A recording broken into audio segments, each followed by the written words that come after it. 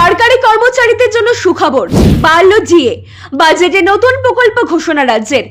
সরকারি কর্মচারীদের জন্য সুখবর, রাজ্য সরকারের বাজেটে মহার্ঘ ভাতা বৃদ্ধি পেল 4%। একই সঙ্গে বিভিন্ন উন্নয়নমূলক প্রকল্পের জন্য বরাদ্দ বাড়ানো হলেও লক্ষ্মীর ভান্ডার প্রকল্পে বরাদ্দ বাড়ানো হয়নি। যা নিয়ে উঠছে প্রশ্ন। এক ঝলকে শুনবো বাজেট।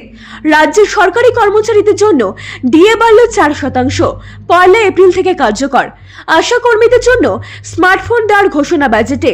পথশ্রী প্রকল্পে বরাদ্দ আরও 1500 কোটি টাকা বৃদ্ধি। গঙ্গাসাগর সেতু এবং ঘাটাল মাস্টার প্ল্যানে 500 কোটি টাকা বরাদ্দ। বাংলার বাড়ি প্রকল্পে আসছে 16 লক্ষ নতুন বাড়ি, বরাদ্দ 9600 কোটি টাকা। লক্ষ্মীর ভান্ডার প্রকল্পে বরাদ্দ বাড়েনি, বিরোধীদের কটাক্ষ। বেকার বিরোধী বাজেট। আজ বিধানসভায় বাজেট পেশ করলেন রাজ্যের অর্থমন্ত্রী চন্দ্রিমা ভট্টাচার্য।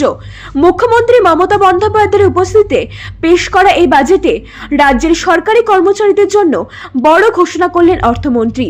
সরকারি কর্মচারীদের ডিএ বা মহার্ঘ ভাতা বাড়িয়ে করা হলো 18%, যা কার্যকর হবে আগামী 1 এপ্রিল থেকে। এছাড়া উন্নয়নমূলক প্রকল্পগুলির জন্য বাড়ানো হয়েছে বরাদ্দ। আশা কর্মীদের জন্য ঘোষণা করা হয়েছে স্মার্টফোন। রাজ্যের রাজস্ব ঘাটতি মেটাতে একাধিক পদক্ষেপের কথা বলা হয়েছে বাজেটে। পথশ্রী প্রকল্পের জন্য বরাদ্দ বেড়েছে 1500 কোটি টাকা। গঙ্গাসাগর সেতুর জন্য বরাদ্দ করা হয়েছে 500 কোটি টাকা। একই বরাদ্দ রাখা হয়েছে ঘাটাল মাস্টার প্ল্যানের জন্য। এছাড়া বাংলার বাড়ি প্রকল্পের আয়ত্তায় 16 লক্ষ নতুন বাড়ি নির্মাণের পরিকল্পনা করা হয়েছে রাজ্য সরকার। এছাড়া বরাদ্দ করা হয়েছে 9600 কোটি টাকা। তবে লক্ষ্মীর ভান্ডার প্রকল্পে কোনো বাড়তি বরাদ্দ নেই, যা নিয়ে ইতিমধ্যে শুরু হয়ে গেছে রাজনৈতিক বিতর্ক। এই বাজেটকে বেকার বিরোধী বলে কটাক্ষ করেছেন বিরোধী দলনেতা শুভেন্দু অধিকারী। তার অভিযোগ, রাজ্য সরকার বেকার যুবকদের প্রতারণা করেছে।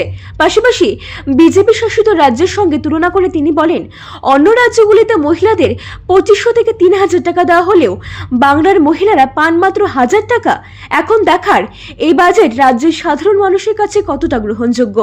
ব্যুরো রিপোর্ট, আর বঙ্গ সংবাদ।